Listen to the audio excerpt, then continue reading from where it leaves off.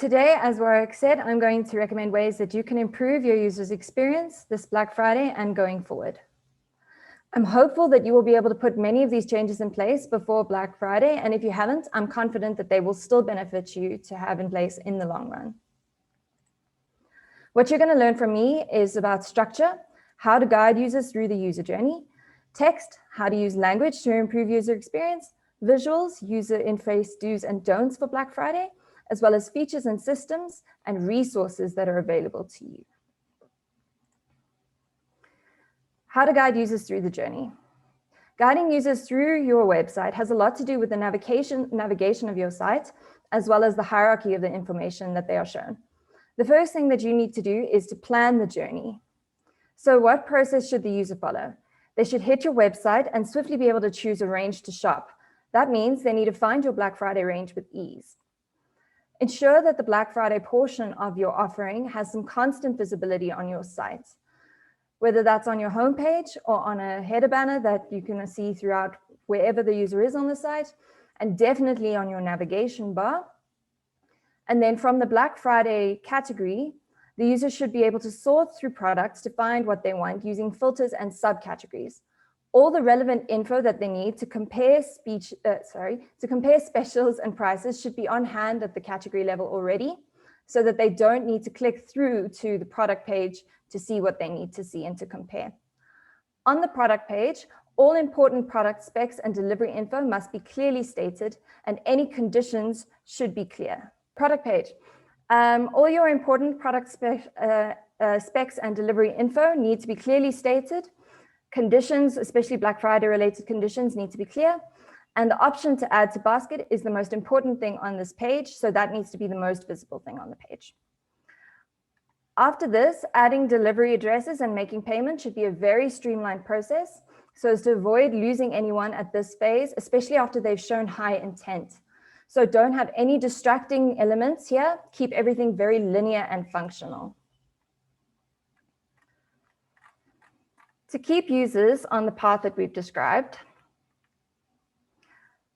you need to ensure visibility of the next step.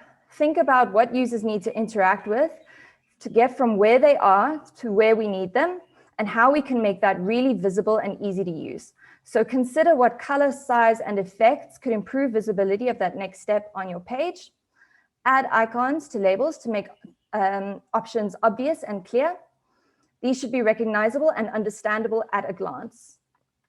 Furthermore, think about placement of elements. The most elements on a website have a location where users expect to find it. Call to actions are usually on your bottom right of a page. Your navigation is usually along the top. Menus or profile options usually top right. And when you keep to this, users instinctively know where to look for the next step. Also avoid dead ends. If you have any error pages or no results screens for searches, or if the user hits the end of a category, give them a way to be directed to whatever it is that they were looking for. The next way to keep users on the journey is to reduce unnecessary steps and friction. Give visual feedback for actions taken by the user, or else users will repeat steps. Reduce page load times, ideally to under 2 seconds if possible, because long load times can cause users to feel held back and annoyed. And autofill or save info wherever possible to avoid users having to repeat steps. Lastly, you can help users along the user journey by knowing why users drop off.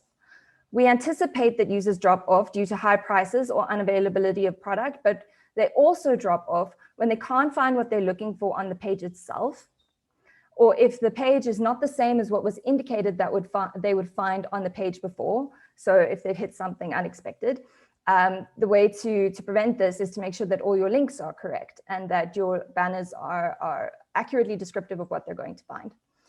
If they have irritation with extra steps, they also drop off. So if there are any interruptions in the user journey, so keep things as simple as possible to avoid this. They drop off if they don't trust what they see. So if the environment seems unprofessional, unclear, or unsafe, or creates doubt. So make sure that you have logos on your payments page, that you have a visibility of your reputable partners, as well as guarantees for your users to feel safe and at ease. Users will lastly drop off if something doesn't work or is broken, And the only way to prevent this is to test your tools and systems beforehand and provide solutions to potential problems. Okay, ways to use text to improve UX. So once you've streamlined navigation and structure, text is probably the simplest way to improve UX. You should be using clear labels and instructions. The user should have no doubt about what each thing does and what to do. And you should give easy access to necessary info. So that's discounted amounts, that's when the offer ends, that's availability, terms and conditions. These should all be really easy to find and to skim through. You should also offer additional info when a concept is new. So provide answers for questions like, what is this for? Why do you need this? So that users can understand and again, feel at ease. Think about the feel of language.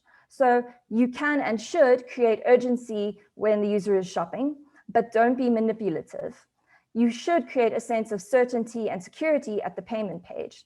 Call to actions should be instructions, or well, they can be, but they should definitely be specific and they should be inviting. With regards to text, the next thing you can do is you can foster easy reading. So don't make the user read too much. Keep content short and sweet. Avoid all caps for long bodies of text. Left align large bodies of text. It just makes it more legible. Consider legibility of fonts as well. That means size, font families, and color, especially for mobile devices where screens are small. Keep consistent font usage throughout and use terms that will be understood by your intended audience. So avoid jargon. Your audience should know what you're talking about. You should also then provide reviews and descriptions, especially online where people can't see and touch things in the way that they would in a brick and mortar store. Descriptions and reviews are really important to help users feel comfortable when buying. Okay, visuals, UI, do's and don'ts for Black Friday. Do not have an overly busy, overly animated set of Black Friday visuals. Users are easily distracted and easily overwhelmed. It will make them forget what they were trying to do at the user journey and will at worst send them off of your site.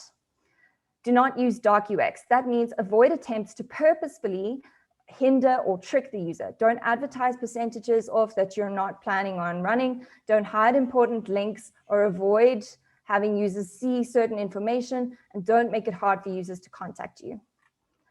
Then don't use asterisks after prices and discounts, because this causes users to feel a sense of doubt around the discount value that you're offering and the truth of the information that they are being shown. Also, don't have more than one unsolicited pop-up. This interrupts their process. And don't extend the user journey over this time with extra screens. Black Friday is a high pressure day, and it might not be a good time to prompt users to subscribe to things. Do's. Do have a bold but clean set of Black Friday visuals. So it's not to say that you should go understated. You must just not be overwhelming. You shouldn't have things flashing in the user's face. It should be bold but clean. Have was and now pricing. So the users don't want to be unsure if something is already discounted or not, if what they're seeing is the discounted price. So it helps to have was and now pricing, and include the values, the RAND values of discounts as well as percentages if possible. Show the total discounted value of all their items if you can. This is usually going to be somewhere like the basket page. Have text voucher codes that can be copied and pasted. Use labels and icons to visually differentiate your Black Friday deals from products that are excluded from your Black Friday offering. And show discount delivery for multiple orders to the same place. Lastly, keep a consistent visual style for Black Friday with your usual site style. The people who like your site and who like your product probably identify a certain identity with it, and it shouldn't be too much of a disjuncture between what you're showing on Black Friday and what you normally show.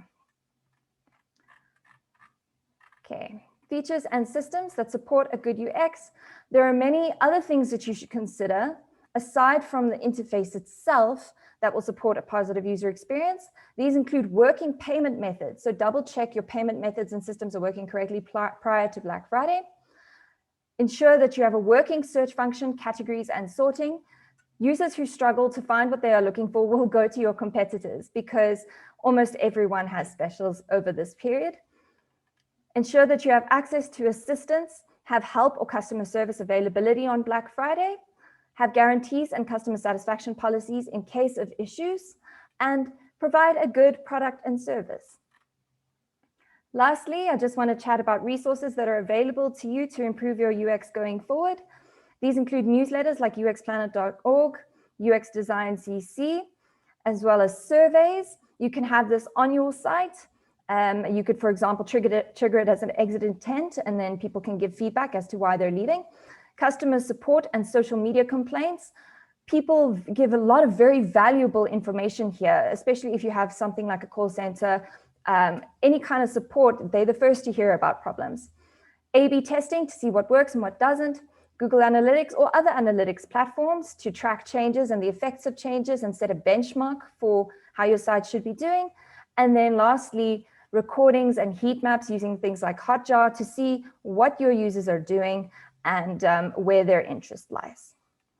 So that's the sum total of my tips for Black Friday. I hope that you've taken away something that will assist you, and best of luck for Black Friday 2020.